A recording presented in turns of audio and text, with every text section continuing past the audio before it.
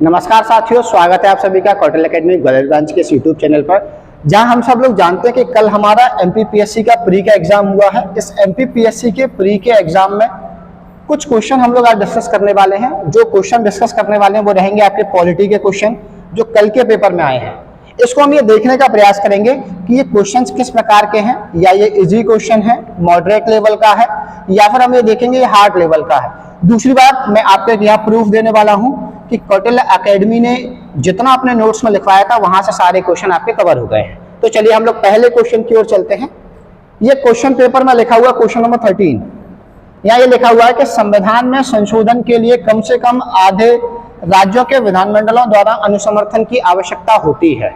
तो हम लोग ये देख लेते हैं, जो आधे से अधिक राज्य के साथ साथ लिखा होता है ना, उसको विशेष बहुमत कहा जाता है। ये हमारा नोटबुक है ना, इसको हम लोग बोलते हैं क्लास नोट्स। तो यहाँ जो रेफरेंस मैं आपको दे रहा हूँ वो क्लास नोट्स का दे रहा हूँ, है ना। तो यहाँ लिखा हुआ राज्यों के अनुसमर्थन द्वारा, इसमें लिखा हुआ राष्ट्रपति की निर्वाचन प्रक्रिया, जीएसटी परिषद में संशोधन, ये लिखा हुआ आर्टिकल 279।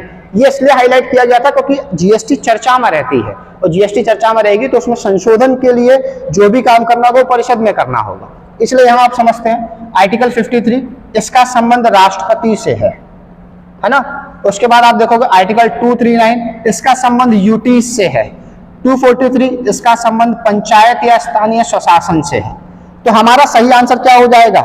ऐसा संशोधन जो आर्टिकल 279 का, इसके अंतर्गत आपको जीएसटी से संबंधित व्यवस्था मिल जाएगी। तो मैं आपसे कहने में सक्षम हो पा रहा हूं कि ये क्वेश्चन हमारे बिल्कुल यहां से कवर कर लिया गया है। दूसरा हम लोग देखते हैं कि के एम मुंशी से संबंधित है, या के एम मुंशी किससे संबंधित है? तो इसका सही आंसर है संविधान की प्रारूप समिति से। क्यों संबंधित है? क्योंकि हमने यहाँ लिखा था कि संविधान सभा में प्रारूप समिति बनाई गई जिसमें 7 सदस्य थे, उसमें से एक सदस्य के एम मुंशी भी है, ये लिखा हुआ है। तो मैं ये कह सकता हूं कि ये क्वेश्चन हम लोगों ने अपनी कॉपी से कवर कर लिया, एज इट इज नोट्स में ये लिखा हुआ है ना। अगला क्वेश्चन पढ़ते हैं हम लोग। निम्नलिखित में से कौन सा अनुच्छेद भारत के राष्ट्रपति पर महाभियोग के बारे में बताता है? ये इसका आंसर है आर्टिकल 61। अब मैं आपको ले चलता हूँ नोट्स की ओर। यहाँ लिखा है, ये लिखा हुआ राष्ट्रपति को पद से हटाने के लिए अनुच्छेद 61 के अंतर्गत महाभियोग की प्रक्रिया का उल्लेख किया गया। बहुत आसान प्रश्न था, सामान्य प्रश्नों से भी आसान था, इसलिए हम लोगों ने देखा कि ये नोट्स में कवर हो गया है। अगला क्वेश्चन आते हैं। हाँ, ये थोड़ा सा टेक्निकल क्वेश्चन हो जाएगा जिसको आपको थोड़ा दिमाग लगाना पड़ेगा। जहां लिखा हुआ भारतीय संविधान के अनुच्छेद 76 के अनुसार उस व्यक्ति को भारत का महान्यायवादी, जिसको इंग्लिश में अटॉर्नी जनरल कहा जाता है, नियुक्त किया जा सकता है। यानी कि मैं ये मान लूं कि इस क्वेश्चन को यदि डिकोड करोगे तो यहाँ ये पूछ रहे हैं कि योग्यता क्या होगी। तो इसकी सही योग्यता कौन सी है? जो उच्चतम न्यायालय का न्यायाधीश नियुक्त होने के योग्य हो। अब मैं आपको नोट्स की ओर ले चलता हूँ। नोट्स में ये लिखा हुआ है, एज इट इज है, पहली लाइन उठा के क्वेश्चन बना दिया। राष्ट्रपति ऐसे व्यक्ति को महान्यायवादी नियुक्त कर सकता है, यही ये क्वेश्चन है। उसकी योग्यता क्या है? उच्चतम न्यायालय के न्यायाधीश बनने की योग्यता रखता हो। और नीचे हमने ये योग्यता भी खोल दी है कि उच्चतम न्यायालय का न्यायाधीश किन योग्यताओं के आधार पर बन सकता है। तो आप देख रहे हैं एज इट इज क्वेश्चन यहाँ से कवर हो गया है। अगला क्वेश्चन हम लोग देखते हैं, निम्नलिखित में से किस मामले के भारत के सर्वोच्च न्यायालय ने दोनों में संघर्ष की स्थिति उत्पन्न होने पर डीपीएसपी, इनको आप डीपीएसपी भी कहते हैं, राज्य की नीति निर्देशक तत्वों को, पर मौलिक अधिकारों को व्यापकता घोषित की है। देखिए यहाँ कंफ्यूजन है अभी, इसके ये दोनों आंसर हैं। क्यों आंसर है? यहाँ ए और वी दोनों हो जाएंगे, लेकिन आपको बता देता हूं सबसे सही आंसर इसका ये वाला है बी। लेकिन एज इट इज लाइन किसमें लिखी गई है? गोलकनाथ मामले में भी लिखी गई है, जो यहाँ आपको दी गई है, ये आप देख सकते हैं। चुनौती दी गई, इसके तहत सुप्रीम कोर्ट ने निर्णय दिया कि संसद मूल अधिकारों में संशोधन नहीं कर सकती है। इसका मतलब यह कि संशोधन ऊपर की स्थिति में आ जाएगा, है ना। तो हमको ये समझना है, ऐसा हो सकता है कि आंसर की में पहले बी मिले, फिर आपत्ति दर्ज कराने के बाद ए तथा बी दोनों हो जाए, तो आप लोगों को बहुत घबराना नहीं है, ये दोनों ही आंसर आपके सही मान लिए जाएंगे, है ना। अगला क्वेश्चन हम लोग देखते हैं। उसमें लिखा है भारत के राष्ट्रपति किसकी सलाह पर अनुच्छेद 352 के तहत आपातकाल की घोषणा कर सकते हैं? इसका सही आंसर है संघ का मंत्रिमंडल।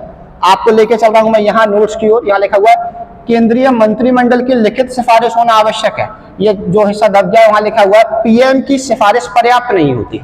ये इसलिए किया गया क्योंकि एक बार ऐसा कहा जाता है कि इंदिरा गांधी ने आपातकाल इसी उद्देश्य से लगा दिया था जिसको आंतरिक अशांति के आधार पर कहा गया था, है ना। तो एज इट इज क्वेश्चन आपको मिल गया। देखो हम लोगों ने साफ साफ लिखा है पीएम की सिफारिश पर्याप्त नहीं होती, मंत्रिपरिषद एक बहुत बड़ा हिस्सा होता है और ये भी बहुत बड़ा हिस्सा है, इसलिए क्या हो जाएगा इसका आंसर? संघ का मंत्रिमंडल इसका आंसर हो जाएगा। अगला प्रश्न, ये बहुत सिंपल प्रश्न है। पंचायतों को सौंपी जा सकने वाली शक्तियों और अधिकारों की जिम्मेदारियां किस अनुसूची में दी गई हैं? इसका आंसर है 11वीं अनुसूची।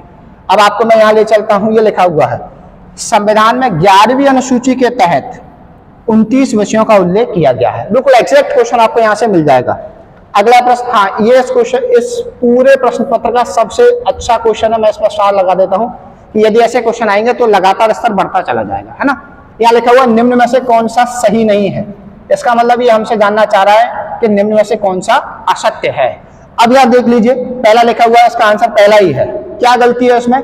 यहाँ लिखा हुआ है कि मुख्य चुनाव आयुक्त और अन्य चुनाव आयुक्तों के बीच मतभेद की स्थिति में मामले का निर्णय विधि आयोग द्वारा किया जाता है। यह गलती वास्तव में यही है, विधि आयोग। अब आपको ले चलता हूं कि हमने कहां पढ़ा हुआ, यहां देख लीजिए, ये लिखा हुआ है, यहां लिखा हुआ है जब आयोग के आयुक्तों के मध्य मतभेद हो जाता है तो निर्णय बहुमत के आधार पर लिया जाता है। ये लिखा हुआ है, सही आंसर मिल गया आपको, बहुमत के आधार पर। बाकी ये सारी चीजें आपको यहाँ दिख रही होंगी, ये अलग अलग शर्तों में यहाँ लिखी गई हैं। आगे बढ़ते हैं, ये अगला प्रश्न है जो हमारे प्रिंटेड नोट से आपको मिल जाएगा, क्योंकि ये वाला चैप्टर प्रिंटेड का है ना, तो प्रिंटेड नोट्स में ही मिल जाएगा। इसमें लिखा हुआ कानूनी मामलों पर राज्य सरकार को सलाह देना महाधिवक्ता का कार्य होता है। बिल्कुल सही बात है, क्योंकि जैसे महान्यायवादी केंद्र के स्तर पर होता है, राज्यों में महाधिवक्ता पाया जाता है। अच्छा, दूसरा बिंदु लिखा हुआ महाधिवक्ता मंत्रिमंडल के प्रसाद पर्यंत नहीं, यहाँ गलती यही है, ये मंत्रिमंडल नहीं होगा, यहाँ होगा गवर्नर या फिर राज्यपाल। राज्यपाल के प्रसाद पर्यंत तक होगा, तो इसका सही आंसर क्या हो जाएगा? ये हो जाएगा। चलिए, तो हम लोग अब बात कर लेते हैं कि पॉलिटी के जो 10 क्वेश्चन पूछे गए, उस 10 क्वेश्चन में से हार्ड, मीडियम और इजी की बात कर लेते हैं। तो इसमें इजी क्वेश्चन 3 थे, मीडियम क्वेश्चन 2 थे और हार्ड क्वेश्चन 5 थे, है ना। तो ऐसी ही जानकारी के लिए और बाकी सारे पेपर्स या बाकी सारे सब्जेक्ट के क्वेश्चंस को हमारे नोट्स से पाने के लिए और कौटिल्य एकेडमी पर आपका विश्वास बनाए रखने के लिए आप सभी का बहुत बहुत धन्यवाद। ऐसी ही जानकारी के लिए बने रहिए कौटिल्य एकेडमी ग्वालियर ब्रांच के साथ। आप सभी का दिन शुभ हो।